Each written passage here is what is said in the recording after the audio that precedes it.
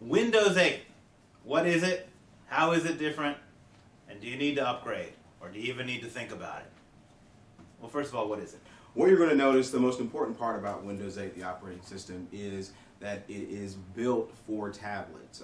Touchscreen displays, paneling, a lot more familiar to users, to people who are using iPads and other touchscreen devices. So it's Windows' attempt to, if they can't produce a device, to actually produce the operating system for that device. It is time for them to come up with a new system because we just got used to Windows 7. So now it's Windows 8, and it's not just for tablets, it's also for laptops, and it's for desktops and PCs and home PCs, and soon, actually very soon, you're not even going to be able to buy Windows 7.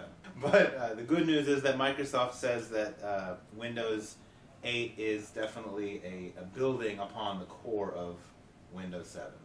So, second question, now that we know what it is how is it different?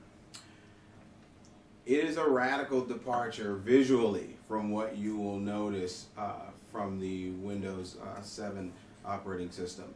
Yeah. But you are going to notice some substantial differences in the way that this operates versus the way we're used to seeing things. Let me see if I can show this, like this. Like that. Like this. That's different. Yeah, it's very different. You can see it's made up of all these tiles, and the tiles are meant to be active, they're meant to be alive, and they're showing you the information, and they're meant for the touch screen, so you can just touch the tile and you go into whatever application it is. So that's going to work great on new machinery that has touch screens. It's going to work great on laptops. It's not going to work so great on machines that you already have with a mouse, where you can't actually touch the screen.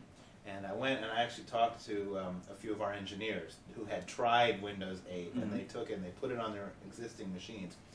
And to a T, I think 3 or 4 of them have done it.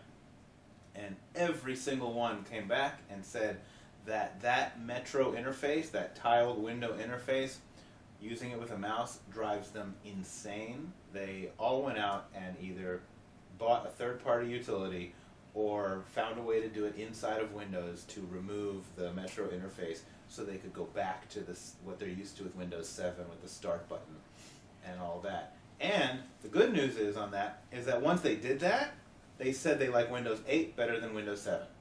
It's faster, the applications run more smoothly, and so on and so forth. Well, and this is the concern I had initially, is it's great for tablets. It is intuitive, and it is what we're already used to. But if I'm at my desk and I just want to get to Word, I don't want to navigate a bunch of panes. I'm just having a difficult time seeing how this is going to translate to the wider corporate environment, especially given Windows 7's reputation. Every 3 or 4 years they come out with a new operating system, and it could be great and it could be terrible, and our recommendation since this all began, Windows 3.11, yeah, we didn't consider anything before that, is that you wait. Just give it 6 months before you start even making a decision on whether to put it into your environment or not. I agree. I agree. And if you do go and get it with a backwards compatible license, so that you can, at least if you get the hardware, you know that if you have to, you can put Windows 7 on and then upgrade. But I have to tell you, the reviews that we've given it internally and the reviews that are out there in the world seem to be positive. I don't have any doubt that they're going to get it right. I just want to make sure that people understand that it is going to be radically different. If you are going to invest in it, whether you do it now or you do it later, you will need to understand there are going to be additional costs involved.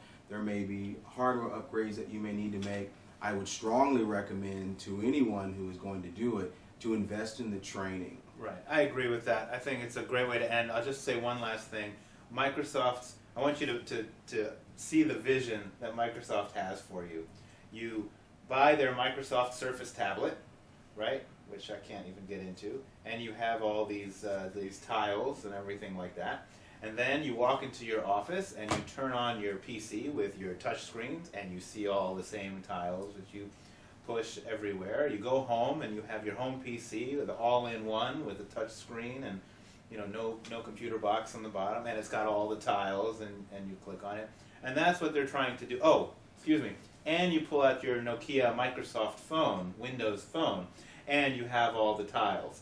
So what they're trying to do is give you a unified user interface across the board, every device you touch. It's not there yet. It's going to take years and years to get there, but that's their vision. It remains to be seen how widely this is adopted. Now, they're going to be able to force adoption over time in the workplace. But what we found is consumers are never forced into adopting anything. They have a long way to go because the reputation's not there, but it's going to be interesting to see. Agreed. Thanks for tuning into our Windows 8 discussion, and stay tuned when we see this again in a few months or a year when it starts taking over the corporate world.